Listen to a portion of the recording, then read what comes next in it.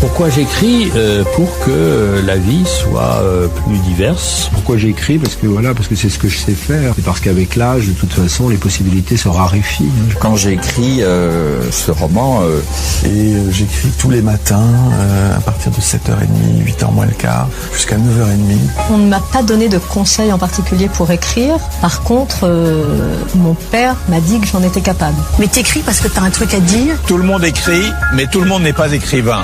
Pourquoi le devient-on? Comment le devient-on? D'où vient l'inspiration? Écrivain, écrivaine. Le point littéraire, Jean-Jacques Foucault. Jean-Jacques Foucault.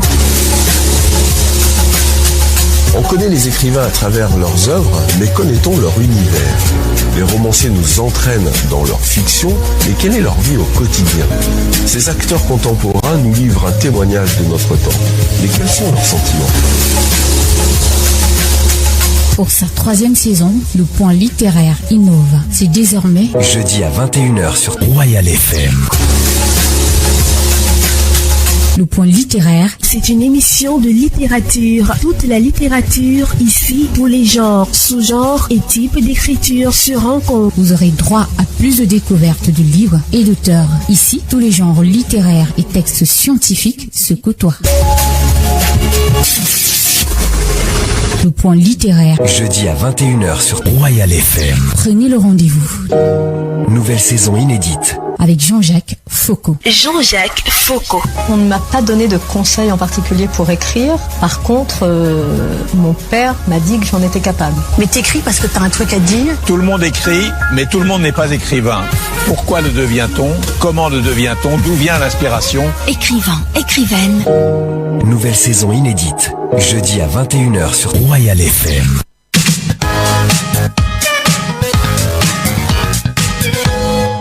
Le point littéraire, la première de couverture. La première de couverture.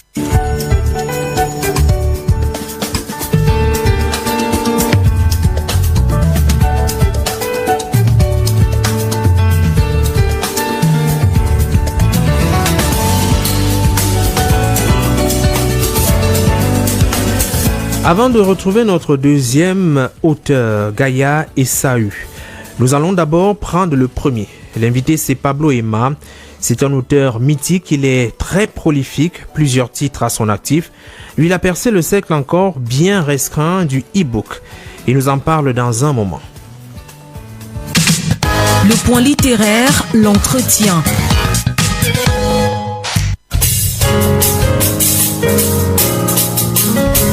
Pablo Ema, bonsoir et bienvenue sur le point littéraire. Bonsoir à vous et merci de l'invitation. On se connaît peut-être depuis bien longtemps à travers la toile, mais aujourd'hui, pour la toute première fois, on se rencontre. Alors, j'espère que vous êtes à votre aise ici à Royal FM. Bien évidemment, j'ai été content d'être accueilli. Je vois la radio, elle est belle et tout, donc je suis très heureux d'être là. Alors, Pablo Ema, c'est une forte personnalité, plusieurs ouvrages à votre actif. J'ai pas voulu lire la liste, elle est longue. Alors, on est à quel niveau maintenant? On est à 50, 40, 60? À peu près combien de publications disponibles? Bon, j'aime pas trop souvent parler du nombre de livres, mais bon, puisque nous sommes à la radio, bon là, je suis obligé d'en parler. Oui. Bon, je suis à 47, autour de 47, oui. Vous êtes allé investir un secteur pas très connu, le numérique, oui. Le e-book. Oui. Ils sont très peu ces auteurs camerounais qui investissent cet environnement-là. Alors, comment ça se passe, votre secret à vous? Vous parvenez à vous en sortir? Oui, aujourd'hui, grâce à Dieu, je vis de mes livres. Je suis payé par mois selon les ventes que selon les ventes qui sont faites. Donc, je vis très bien de mes livres et puis je suis fier de ça. Ça n'a pas été facile. J'ai mis beaucoup d'années de travail. J'ai mis plus de 10 ans à travailler, plus de 10 ans à investir, plus de 10 ans à se poser des questions. Est-ce que ça va aller? Est-ce que, mais pour finir, je suis heureux que, n'est-ce pas, ma prière ait été entendue et que je sois assez au niveau où je suis aujourd'hui. On voit dans plusieurs de vos publications, à peu près des milliers de livres sont régulièrement vendus, achetés à travers la toile. C'est-à-dire que c'est un terrain, je vois par exemple ici près de 5740 livres vendus pour la seule année 2020.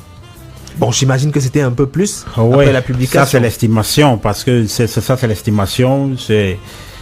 On s'est dit, on essaie de faire un bref bilan. On s'est dit, bon voilà ce qu'on a vendu. Parce qu'il faut compter tout, parfois ça prend du temps. Donc on essaie de faire quelque chose d'approximatif. Donc effectivement, c'est vrai, c'est justement ça. Je me rappelle que j'avais vendu encore beaucoup plus que l'année 2019. Donc voilà, 2020, ça a été une année formidable, une année où j'ai vendu pas mal de livres en tant qu'auteur. J'étais content que plein de gens me disent sur Facebook, voilà, nous on t'a acheté, on a lu ton histoire, et puis bon voilà, ça a été un rêve accompli, fois de plus. Alors Pablo Ema se définirait plus comme un auteur, comme un éditeur, comme un promoteur culturel. Quelle est la casquette qui vous sied le mieux? Bon, je dirais les trois, hein. Promoteur culturel, auto-éditeur. Et bref, voilà, disons les deux. Parce que là, pour moi, les deux, ce sont les éléments qui sont nécessaires pour permettre à la littérature d'avancer. Oui, votre premier texte, le titre de votre premier texte, le tout premier que vous avez eu à écrire. Bon, je dois noter que il y avait de la poésie, il y avait du roman. Bon, mais je commencerai par le roman. Oui, le roman. Parce qu'il y avait plusieurs qui sont allés au même moment. Bon, c'était un roman un peu entre guillemets érotique. Ouais. Je trompe ma femme et elle aime ça. Vous trompez votre femme et elle aime ça, c'était le titre. Oui, c'était ça le titre. Alors, le livre a eu du succès, le livre a été polémique, le livre a été rejeté. Le public qui l'a accueilli comment? Bon, le livre a eu beaucoup de polémiques. Oui. Beaucoup de polémiques parce que les gens ne comprenaient pas pourquoi ce titre et pourquoi ça et pourquoi. Donc bref, les gens se sont limités au niveau du titre, n'ont pas cherché à savoir quel était le fond du livre et tout. Donc ça a créé vraiment beaucoup de polémiques. Et il faut dire qu'à l'époque, ce livre avait eu du succès, mais comme je ne comprenais pas, je n'arrivais pas à canaliser ce succès. Oui. Hein, vous savez, quand on publie un livre, il y a tout ce qui va autour, il y a la communication, il y a plein de choses. Donc du coup, qu'est-ce que j'avais fait? Tellement, avec les critiques et j'ai été forcé de retirer le livre à la vente. Ah oui. Avec les critiques. Parce que oui. Estimais que c'était peut-être un livre. Je me suis dit, bon voilà, je m'attire des problèmes, peut-être que ça va pas aller, on va signaler le livre et tout. Donc, mais pour finir, j'étais obligé de le republier encore en 2017. Oui. Donc voilà, et il est là, il se porte bien, il continue de se vendre aussi. Alors, on peut dire que les titres avec Pablo Ema, c'est plutôt des titres à polémique. Déjà, le livre qui nous intéresse ce soir, Harcelé par mon mari. Pourquoi harcelé par mon mari? Est-ce que véritablement dans le mariage, on pourrait parler de harcèlement? Oui, on peut parler d'harcèlement quand ça existe. Parce que le harcèlement n'est pas, je veux dire, n'a pas de statut fixe. Oui. Même les hommes ou les femmes qui sont mariés peuvent être harcelés. Victimes de harcèlement. Peuvent être victimes de harcèlement. Donc, harcelée ici, justement, à sa place, justement, parce qu'elle se fait harceler. Oui, elle se fait harceler par son mari, qui après leur mariage change de tunique, devient quelqu'un de bizarre, elle ne comprend pas, elle se pose des questions. Au départ, elle n'était pas comme ça, mais qu'est-ce qui se passe tout à coup? Pourquoi il change? Parce que généralement, les hommes, le bon visage du début... Oui, justement, c'est ça. Donc, elle ne comprend pas, il est impulsif, et du coup, il est dans son coin, il ne veut pas parler de ce qu'il a et tout. Donc, et elle a mal. Vous savez, les femmes, quand un homme ne parle pas, elle va commencer à avoir mal. Elle va se dire, bon voilà, s'il ne parle pas, ça veut dire que peut-être qu'il prévoit faire quelque chose de terrible. Donc voilà à peu près comment il se dit. Donc voilà. Donc du coup, je tiens d'abord à signaler que c'est l'histoire. L'histoire se déroule aux États-Unis, comme la majorité de mes histoires. Et puis il s'agit d'un Espagnol et une Française qui vivent aux États-Unis. Et puis donc voilà, ça leur arrive. Et puis tu vois. Pourquoi les États-Unis d'Amérique?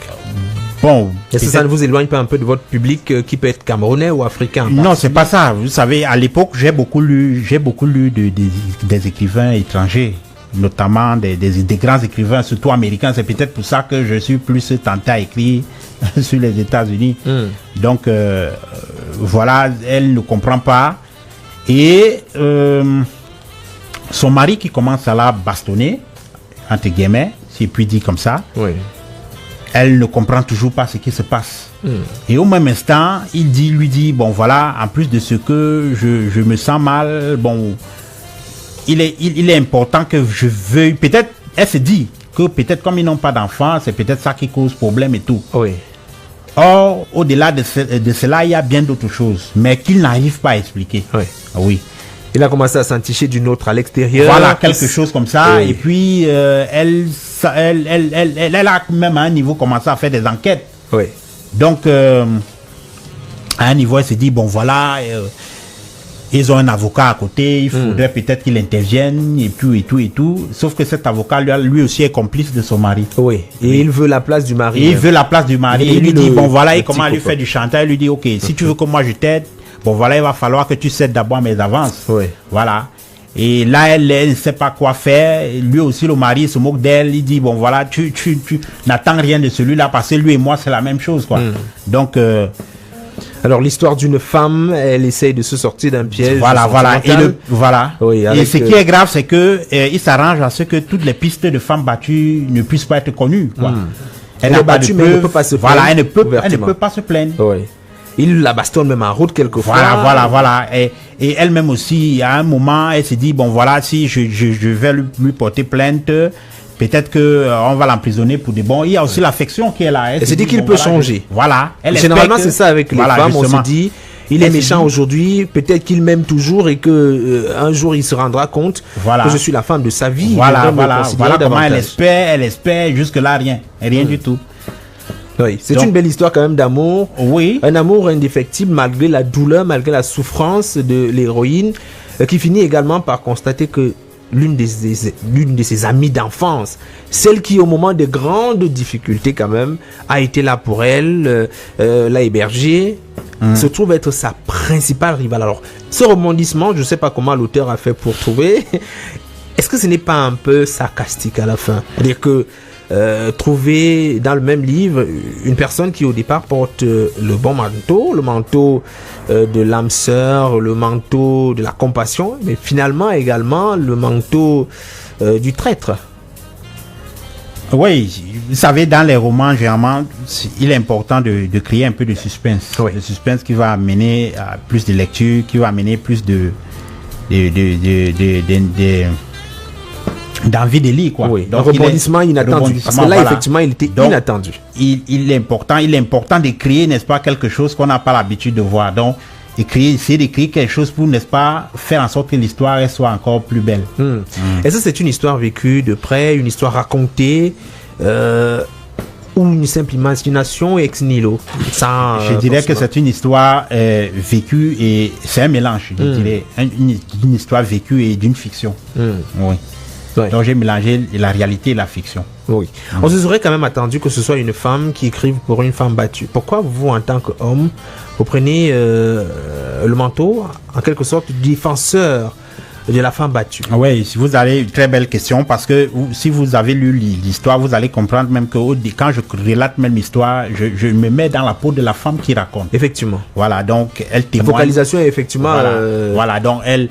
C'est justement parce que moi j'ai grandi dans un quartier où il y avait beaucoup de ces histoires, des femmes qui étaient battues, des hommes qui battaient sur leurs femmes et tout. Donc tellement ça a été mon vécu que voilà comment en tant que devenu écrivain je me suis dit bon voilà comment je peux raconter ça en même temps une façon pour moi, n'est-ce pas, de plaider pour elle, quoi. Plaider pour cette femme battue. Et vous remarquerez qu'il n'y a pas que le seul livre, c'est au moins le 3e livre sur les femmes battues, quand vous constatez. Donc, du coup, j'ai pris goût à entre guillemets, les défendre. Une façon pour moi de leur dire, bon voilà, il y a et aussi, il faut le dire, c'était pour moi une façon de briser le tabou. C'est-à-dire de dire aux femmes, ok, vous ne pouvez pas parler de ce qui vous arrive, mais à travers ce que nous, les écrivains, nous pouvons écrire, ça vous encourage, n'est-ce pas, à en parler. Voilà. Alors, le public cible pour une telle écriture, est-ce les femmes battues? Est-ce les hommes qui, au quotidien, battent les femmes? Ou alors ceux qui regardent à distance et quelquefois un peu comme le voisin de notre héroïne qui reste sans mot dire, sans intervenir en se disant qu'entre les corps célèbres, il ne faut pas du tout mettre son doigt. Le livre s'adresse à qui? Le livre, justement, s'adresse principalement d'abord aux femmes battues, ensuite à celles parfois et à ceux qui sont parfois témoins de cela. Oui, sans rien dire. Sans rien dire. Sans lever le voilà, de pouce. C'est-à-dire, à travers ce livre, n'est-ce pas, vous voyez, il y a les conséquences. Parce que, qu'est-ce qui se passe? Il y a les conséquences. Il y a le monsieur qui sera traduit, il y a tout, il y a la police qui s'ingère et tout. Donc, bref, c'est pour dire qu'il faut en parler. Oui. Il faut en parler, c'est important d'en parler. Et nous, justement, on voudrait qu'ils en parlent. Des raisons pour lesquelles on, n'est-ce pas, on les aide. En écrivant déjà le livre, c'est une façon de les encourager à en parler. Dénoncer, faire savoir, voilà, ce qui se passe réellement. Voilà, justement. Oui. Parce qu'il faut faire tout pour en parler. Quelquefois, on se dit, oui, le monsieur va changer, mais on met également sa vie en danger. Parce qu'il peut devenir davantage violent. Il peut décider de se débarrasser de sa femme, de son épouse, parce que c'est arrivé, les crimes passionnels, ça peut arriver. Oui, justement, mais vous savez, il est important toujours d'en parler. Pourquoi? Parce que quand on en parle, on trouve facilement des solutions. Ailleurs, peut-être comme ici, au pays, il y a des associations qui militent, n'est-ce pas, pour la protection des femmes battues. Donc, en parlant de ce que vous avez vécu, n'est-ce pas, vous pouvez être orienté, vous pouvez être protégé d'une manière ou d'une autre. On peut vous donner des solutions. Voilà. Et il ne faut pas toujours se dire que son bourreau va changer. Il faut se dire à un certain moment qu'il ne changera jamais. Voilà. Et c'est justement aussi ça qui est mentionné dans ce livre. Parce que vous voyez, tellement elle trouve des solutions qu'elle comprend qu'il n'y a pas de solution à trouver que d'aller vers la police. Vers la police, voilà, justement. Alors, est-ce que lorsqu'on relit le livre aujourd'hui, on se dit, on a exactement frappé là où il fallait? Est-ce qu'on se dit, oui, le livre est tel que je l'aurais souhaité?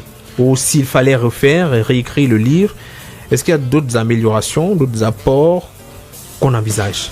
Bon, selon moi, l'auteur du livre, pour moi, je dirais que j'ai presque tout dit. Parce que moi, généralement, ce qui est important dans un roman, pour moi, c'est de mentionner les faits. Et les faits, chez moi, sont pratiques, généralement, dans le roman. C'est-à-dire que il y a de l'action qui est menée à tout bout de champ. C'est-à-dire que je ne laisse pas le lecteur parce qu'il y a un problème. Sur sa fin. Oui, il est important de faire en sorte que le lecteur, n'est-ce pas, soit en action à tout bout de champ. Et la manière de susciter l'action, n'est-ce pas, serait de mettre de l'action dans son roman. Ça permettrait qu'il soit attentif. Ça permettrait qu'il soit, n'est-ce pas, réceptif à ce qui est écrit. On peut lire le livre d'un trait, il faut le dire. C'est un livre pratique. Tous les publics, enfants, grandes personnes, tout le monde peut effectivement lire le livre. Oui, justement, tous ceux qui sont passionnés des choses, des histoires fortes. Parce que ça, c'est une histoire forte. Oui, parce que une histoire dans laquelle on exprime de la violence, on exprime de... Ça veut dire qu'il faut vraiment, il faut être vraiment fort d'esprit aussi pour le lire. Pareil pour certains, j'ai vu des lecteurs pleurer à la place même de... Oui, effectivement. Quelquefois, on se retrouve en pleine tristesse, on vit la souffrance. Parce que tel que c'est décrit, on vit la souffrance de cette dame. On vit également, je vais déclarer quand même un nom, on vit quand même ce dévouement de Jean-Jacques. Jean-Jacques, c'est celui qui aime donc la femme mariée, qui est en difficulté, qui décide de l'aider. Moi, peut-être parce qu'il porte également mon nom, mais toujours est-il que le personnage est quand même un modèle de loyauté, et qui se met à la disposition de cette dernière. Il assiste, il accepte subir un certain nombre de choses, bref, il est quand même un modèle dans le livre. Oh oui, on va dire comme ça, on va dire quelque part comme ça, on va dire que bon voilà, en tout cas ce qui est sûr c'est que c'est elle qui est la principale personne qui est, n'est-ce pas, c'est elle l'actrice du livre. C'est elle qui fait l'action, c'est autour d'elle que se déroule l'action. Et c'est également autour d'elle que doit avoir des solutions. Oui. Donc, le livre, pour ceux qui nous écoutent en ce moment, qui souhaiteraient l'avoir et le lire, ils vont où? Est-ce qu'ils vont à la librairie ou sur Internet? J'avais déjà imprimé un petit stock. Ce petit stock est achevé. Il va falloir qu'ils atteignent ce qui est sûr déjà au plus tard le 20 septembre, il y aura un nouveau stock. Un nouveau stock. Disponible au Cameroun? Oui, disponible. Parce que pour le moment, puisque je suis en train de gagner le marché, je suis en train maintenant d'entrer dans le marché camerounais. Parce que le marché camerounais... un public qui vous intéressait pas avant? Non, c'est un public qui m'intéresse, mais vous savez, il ne faut pas seulement que le public vous intéresse. Il est aussi important de satisfaire le public. Parce que si vous êtes auteur et que vos auteurs ne sont pas au parfum à chaque fois de vos publications, parce que vous avez un problème de communication, parce qu'il vous manque du sou, ça aussi c'est un problème. Alors dites-nous, l'actualité actuelle de Pablo Ema, vous travaillez sur un autre livre qui arrive dans les jours à venir? Oui. Bon, je dirais c'est même 2 livres, mais je parlerai du premier. Oui. Bon, le premier sur lequel je travaille, c'est sur un grand auteur américain. C'est un roman de fiction, bref, c'est un thriller. Ouais, peut-être je donnerai le titre ici. Peut-être seulement le faire. En exclusivité. Oui. Et donc, non, je préfère le dire. Bon, j'ai écrit c'est La mort préméditée de Stephen King. C'est voilà. C'est le titre de mon nouveau roman, La mort préméditée de Stephen King. Donc, bref. Le livre sera disponible bientôt. Alors, donnez-nous un numéro de téléphone par lequel on peut facilement vous joindre pour plusieurs raisons. Ok. Bon, je donnerai le 6 93 46 30 90. Oui, vous reprenez le numéro plus calmement. Le 6 93 46 30 90. Alors, peut-être un dernier mot pour, du moins avant de passer la parole à notre deuxième invité, peut-être sur le livre. Pourquoi est-ce qu'il faudrait absolument lire ce livre-là et peut-être les autres que vous avez près d'une quarantaine de livres publiés aujourd'hui. S'il fallait conseiller un autre livre, dans le même thème ou alors hors du thème? Celui qui vous marque peut-être tout de suite, celui qu'il faudrait absolument lire parmi les livres de Pablo Ema. Bon, oui, un autre coup de cœur allant dans le même sens, il y a Les hommes n'ont pas d'amour. Les hommes n'ont pas d'amour qui est également un livre qui parle d'une femme qui est incarcérée pendant plus de 10 ans par un homme. C'est-à-dire qu'un homme, elle a été entre guillemets raptée par un homme et puis elle est incarcérée. Il la tient donc captive pendant plus de 10 ans. Et là, elle va subir pas mal de violences et tout, d'abus. Et c'est un livre en tout cas captivant qu'on gagnerait à lire absolument. Justement, même comme il y a certains hommes qui ont dit que j'étais un peu comment je pouvais dire ça, que les hommes n'ont pas d'amour. Mais bon, oui, pour cette fille, selon elle, les hommes n'ont pas d'amour. Oui. Pablo Ema, c'est un plaisir de vous avoir eu ici sur le point littéraire pour nous parler de votre actualité. Il faut dire que vous êtes sur la toile, très actif. Donc pour les lecteurs qui aimeraient vous rencontrer, qui aimeraient échanger avec vous sur votre actualité, il est possible soit sur un compte réseaux sociaux, les réseaux sociaux. Oui, bien sûr. Comme j'ai donné mon numéro tout à l'heure, j'ai également une page Facebook, Emmanuel Ngon. Ça c'est le compte. La page officielle c'est Pablo Ema justement. Et puis j'ai donné le numéro tout à l'heure, le 6 93 46 30 90 pour ceux qui veulent être motivés. Peut-être un conseil à ceux qui souhaiteraient se lancer également dans le numérique, le e-book, parce qu'aujourd'hui ils sont très nombreux qui aimeraient bien. Oui, très belle question, très belle. Justement, ce que je pourrais dire, n'est-ce pas, je voulais dire surtout aux jeunes qui se lancent au fur et à mesure que le temps passe.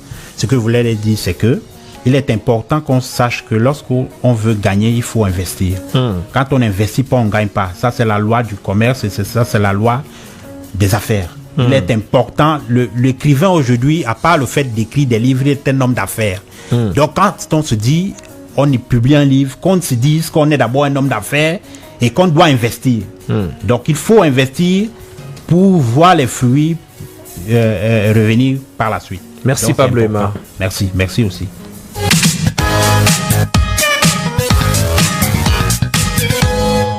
Le point littéraire, les classiques littéraires. Les classiques littéraires.